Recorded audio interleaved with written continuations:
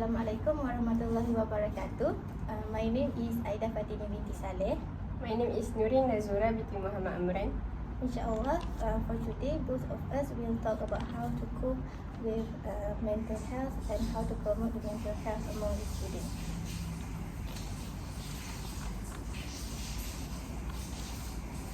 Nurin, I hear from your former teacher that you got your report card today.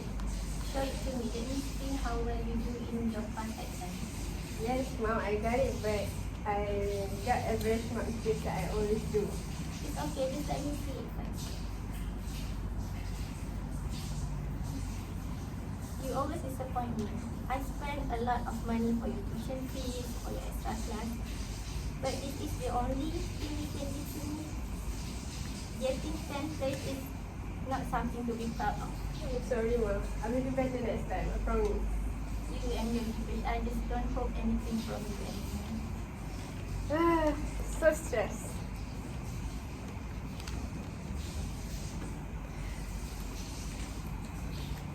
Just now is an example situation of academic pressure faced by a young teenager as her mom wasn't happy with her ability and her performance in her study.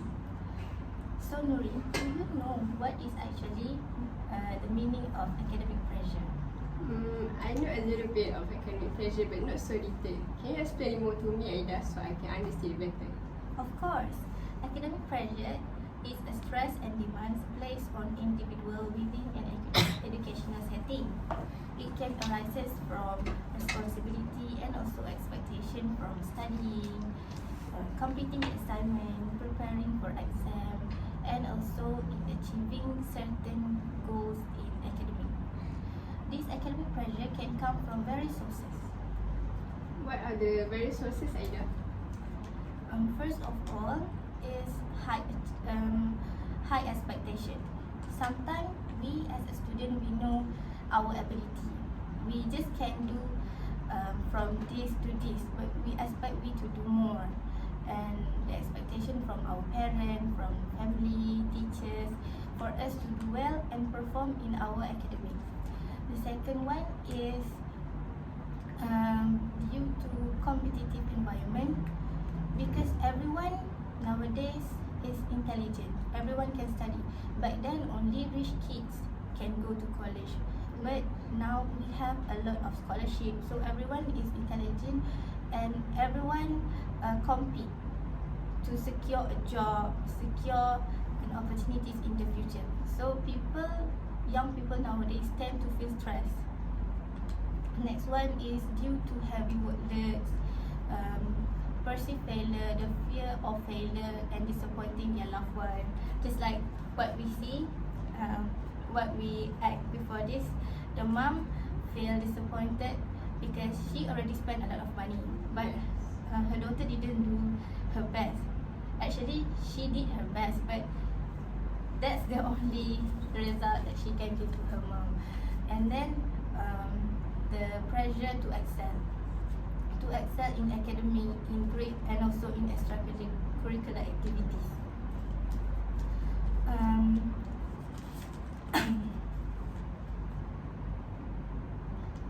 Do you know what kind of sign of stress?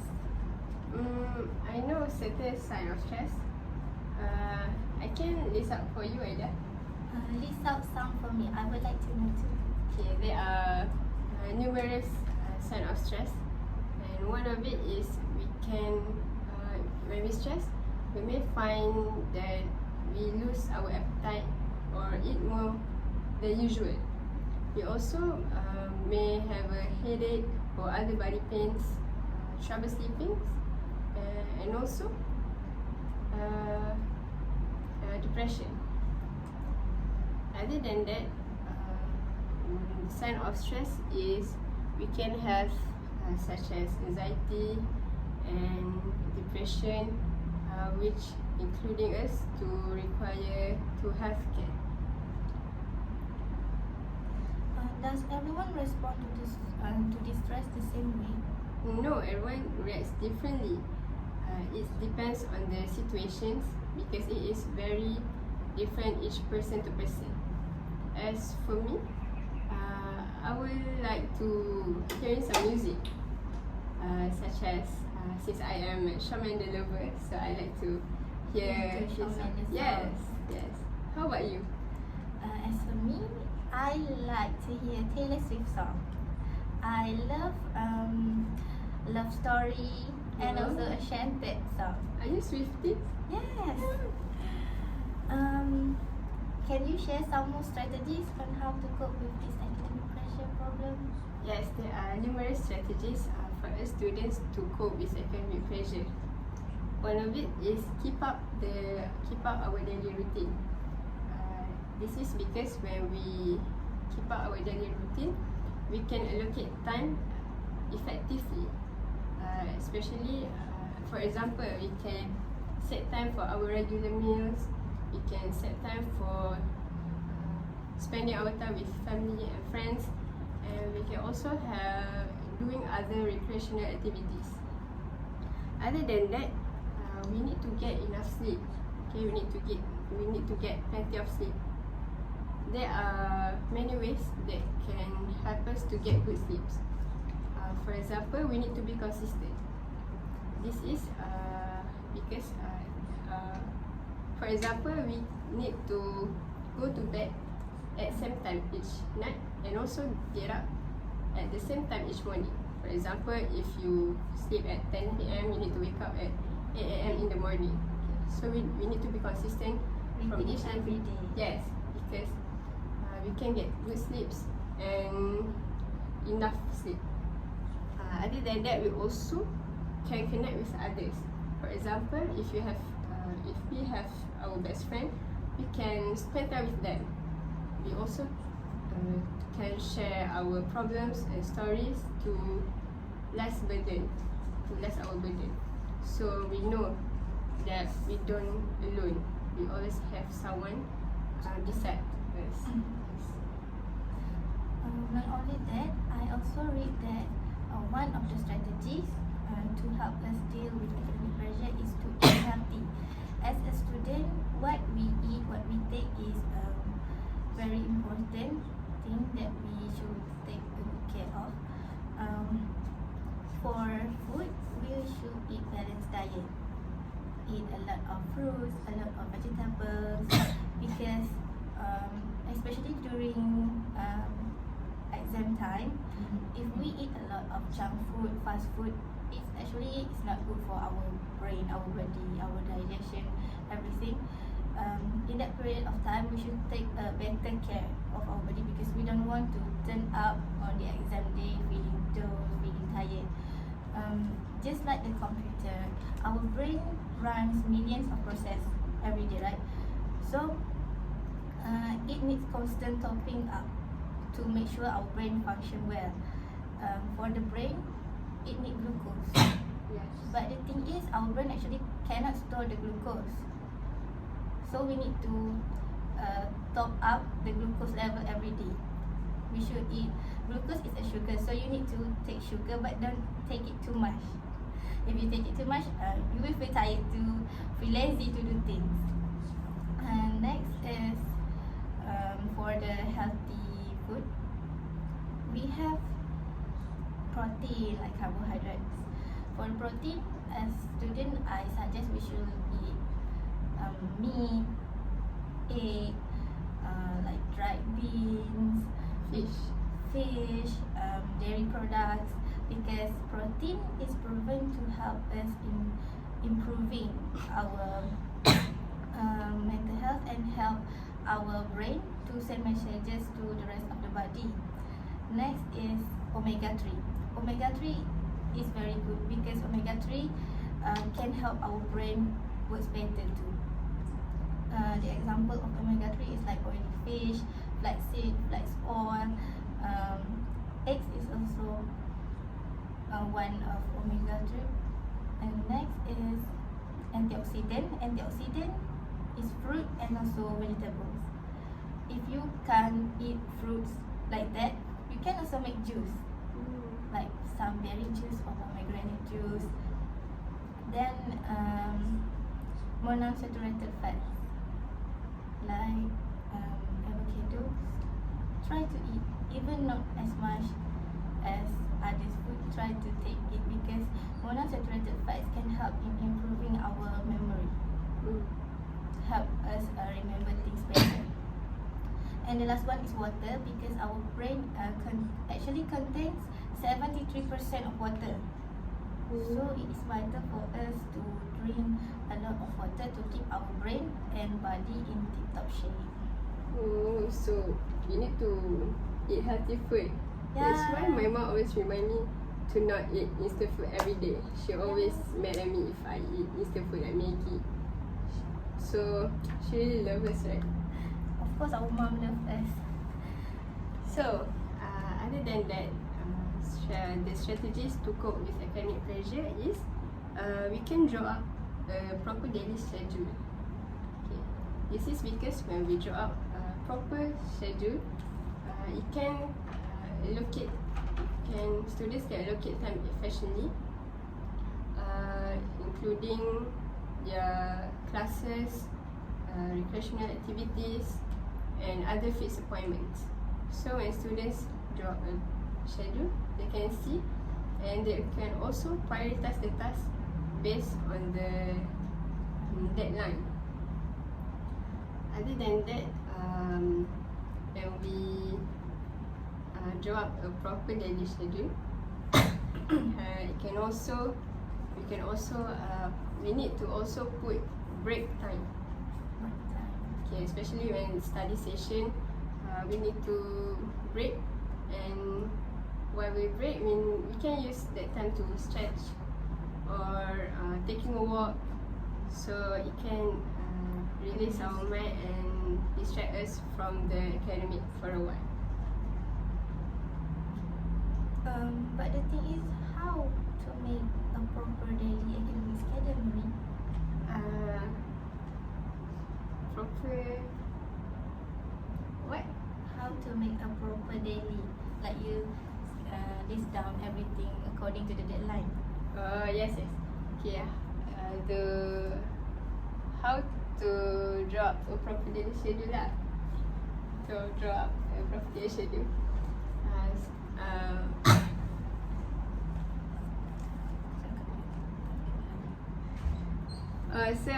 We can drop up on a paper, and we can list down the task and the deadline. So we can see the subject need to send it first and this later. So we can prioritize this task first. So we don't have feel overload and less overwhelmed. Next, I'm going to share you some of study tips, study techniques. I think that you have heard it before, because this is a common one, but I would like to share it again. The first one is active reading. Active reading is you engage actively with the material, with the things that you want to study. You take notes, you highlight some key points, and then you study based on that thing. The second one is flashcard. Flashcard is famous because it can maximize our memorization. Because when you have a flashcard, it's like you want to quiz yourself. It have a question, it have an answer. And next, for someone that doesn't like reading too much and more to visual, we can try use mind mapping, or also known as concept map. Mind mapping is you draw out or sketch down some point or some topics, and then when everything is done, you can differentiate between those topics.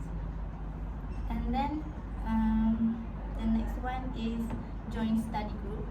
As you know, join study group has a lot of advantages, right? Because we can communicate with our friends, sharing notes, exchange opinion, and how we understand the topics, right?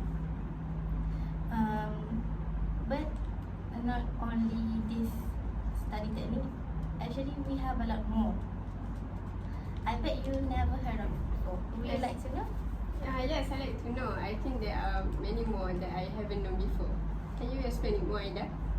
Of course, other than the common one that I mentioned before, we have actually a lot, but I'm just going to list down 4 for you. The first one is the Pomodoro technique. Pomodoro technique is a time management technique where you study for some time and then you take a break. Just like what you told before, but this one is called Pomodoro technique.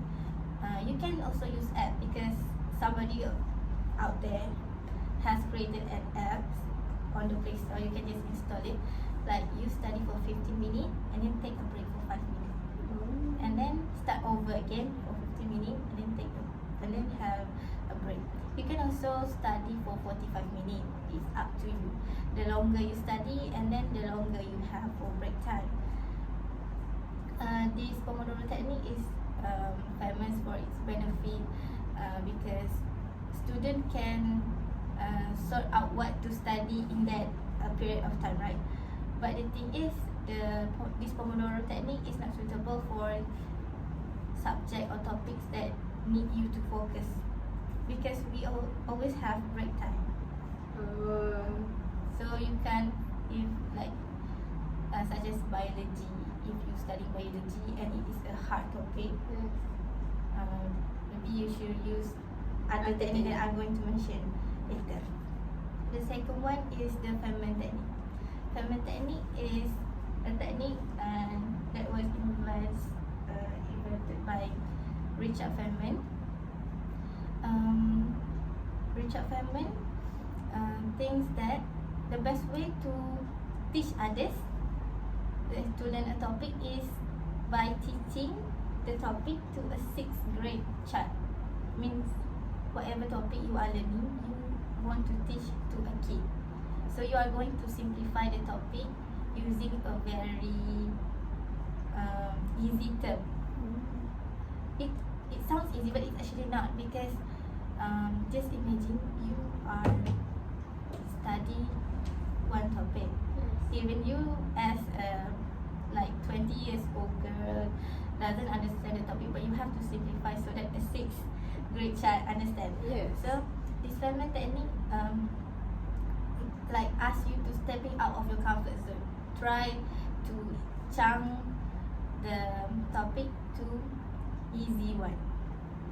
And then the third one is the Leitner system. Leitner system is a study technique based on flashcard. We need to create a flashcard based on what kind of topic that you want to study. On the front of the card, you write down the question, and on the back, you will write down the answer. After all the flashcard is ready, we have to put in a box. So we have to prepare 3 boxes in a total. But at first, put all the flashcard in one box, and then you pull out. Try to recall the answer. You read the question, but don't look at the back. Okay. Try to recall the answer. If you can recall and answer the question, then you put the flashcard in the second box. But if you can't recall the answer, you put it down in the first box again. And then you pull out another flashcard. Try again until you review all the flashcard in the box. And then the last method is the SQ3R method, which is stand for S, survey, Q, question, 3R is read, recite and review. This technique is suitable for someone who have a limit time to study. Doesn't mean that if you a last minute person or whatsoever, you have limit time to study, so you just like survey what might be asked in the exam, and then you make the question, read it over again, recite, review all the things, and then after a review you will remember because you just read the same thing all over again. I see. I really like the study group one, since I can study at too quiet place. I will feel sleepy and stressed. So when I have my friends, so we can when break we can share story, and then we continue to study.